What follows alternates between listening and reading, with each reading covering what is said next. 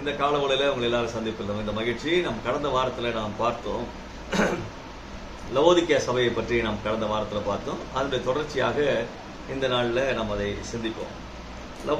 Laodicea சபையை குறித்ததான செய்தி வெளிப்படுத்தின விசேஷம் 3ஆம் அதிகாரம் 14ஆம் வசனத்திலிருந்து 22ஆம் வசனம் வரை.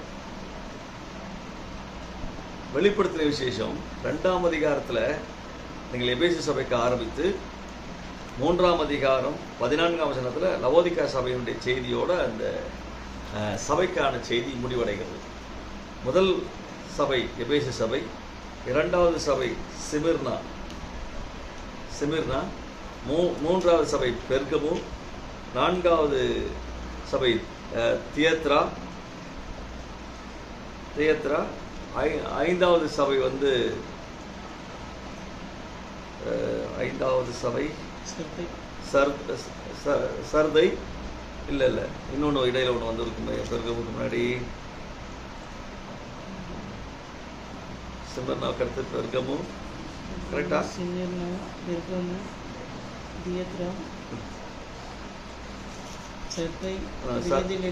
பிலதெல்பியா அப்படின்னும். பிலதெல்பியா அதாவது சர்தை, பிலதெல்பியா, அடுத்தது லவோதிக்கேயா. சரி, 5, 6, 7 அதாவது 7 சபைகளை குறித்த செய்தியை நம்ம பார்க்குறோம். இந்த 7 சபையை குறித்த விஷயத்தை சின்னதாக சொல்கிறேன். 7 சபையை குறித்து சொல்லும்போது ஒவ்வொரு சபையும் ஒவ்வொரு காலத்தை குறிக்கிற மாதிரி வேத பண்டிதர்கள் சொல்லுகிறார்கள். என்ன எப்படி என்று சொல்லி பார்த்தீங்கன்னா, முதல் நூற்றாண்டின் சபையானது எபேசு சபை, ஆதிலிருந்து கொண்டு அன்பினை விட்டுட்ட அப்படிங்கிறாரு.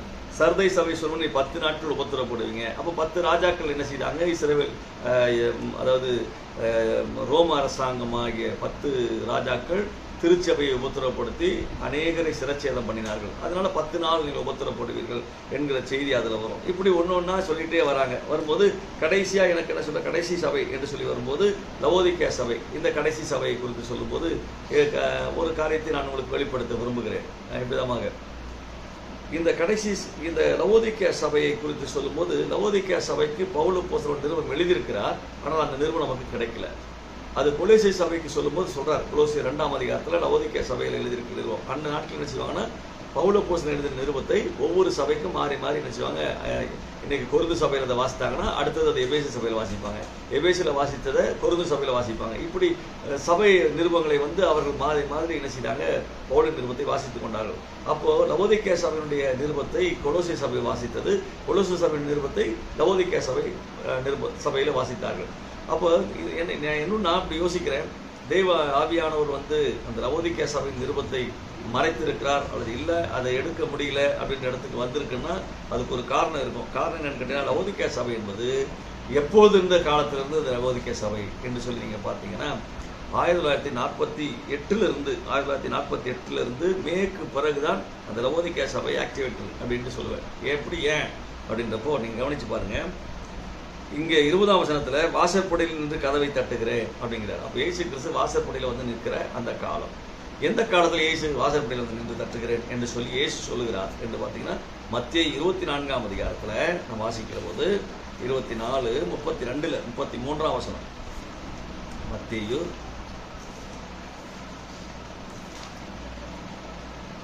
33ஆம் வசனத்தில் அப்படியே இவைகள், அதாவது 32, 33 நான் வாசிக்கிறேன்.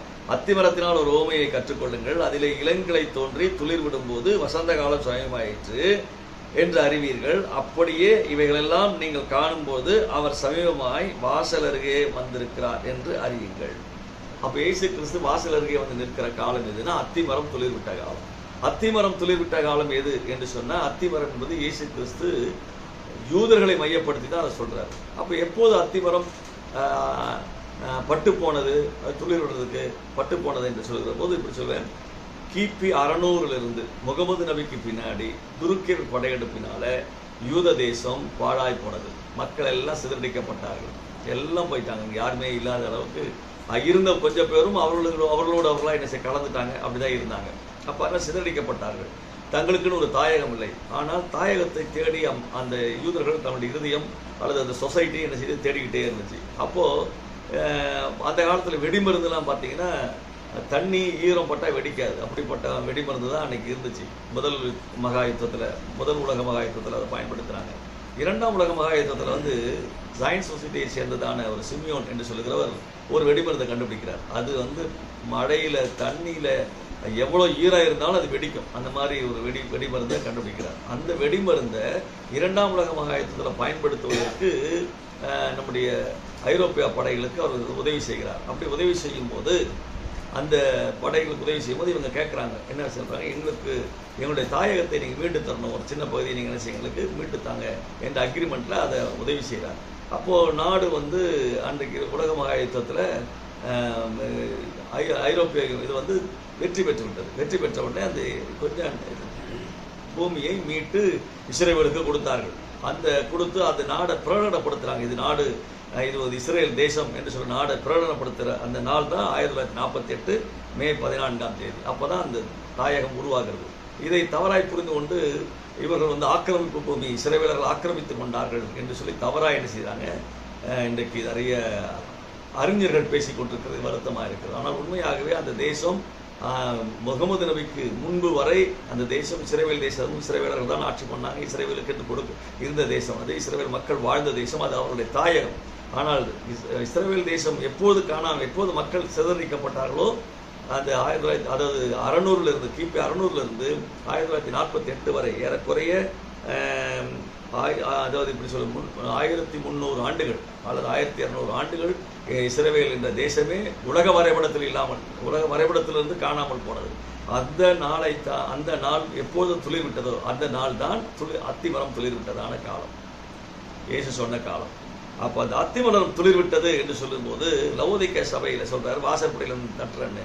அதே காலத்தை அங்கே இயேசு கிறிஸ்து சொல்கிறார், நான் வாசற்படியில் வந்துட்டேன் அப்படிங்கிறார். அப்படியானால் இது ரெண்டையும் நீங்கள் ஒன்றுபடுத்தி பார்த்தா லவோதிக்கேயா சபையின் காலம் எப்போது இஸ்ரேல் தேசம் உதயமானதோ, எப்போது இஸ்ரேல் தேசம் மீண்டும் துளிர்விட்டதோ அந்த காலத்திலிருந்து தான் இந்த லவோதிக்கேயா சபையினுடைய காலம் தொடங்குகிறது. அதனால தான் என்னவோ தெரியாது பவுல் எழுதினதான லவோதிக்கேயா சபையினுடைய நிறுவம் என்ன செய்யலை, கிடைக்காம போனது. ஆனால் ஆவியானவர் லவோதிக்கேயா சபையை விட்டுவிடல, அவர்களுக்குன்னு ஒரு செய்தி என்ன செய்திருந்தார், பரிசுத்த ஆவியானவர் வைத்திருந்தார், இயேசு கிறிஸ்து வைத்திருந்தார். இயேசு கிறிஸ்து அவர்களை குறித்து ஒரு செய்தியை சொல்கிறார். பவுல் சொல்லுகிற செய்தியும் அப்படித்தான் இருந்திருக்கும். ஆனால் பவுல் சொல்லுகிற செய்தியை கற்ற அதிகமான ஒரு செய்தியை லவோதிக்கேயா சபைக்கு வைக்கிறார். லவோதிக்கேயா சபை என்று சொல்கிற போது மக்களின் நியாய தீர்ப்பு அல்லது மக்களின் தீர்ப்பு என்று சொல்லலாம், அது அப்படின்ற வார்த்தையெல்லாம் பயன்படுத்தப்படுகிறது. அது லவோதிக்கேயா என்று சொன்னால்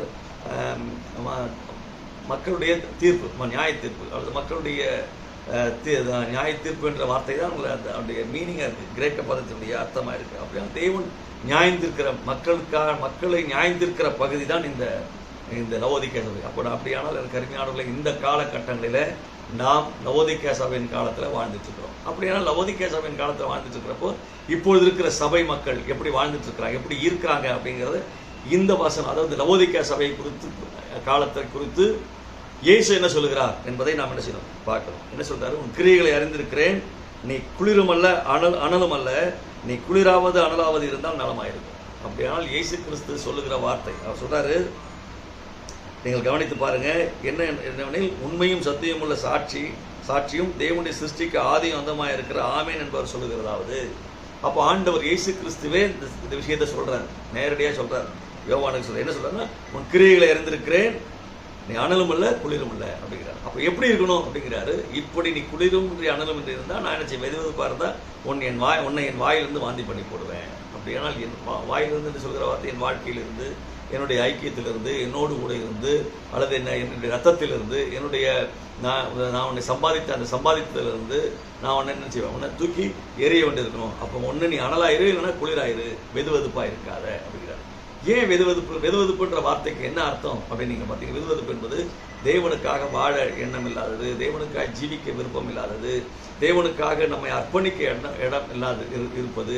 அடுத்தது வந்து பார்த்தீங்கன்னா நடிக்கிறது, இப்படி அப்படிமா நடிக்கிறது. இதையெல்லாம் இந்த வெதுவெதுப்பான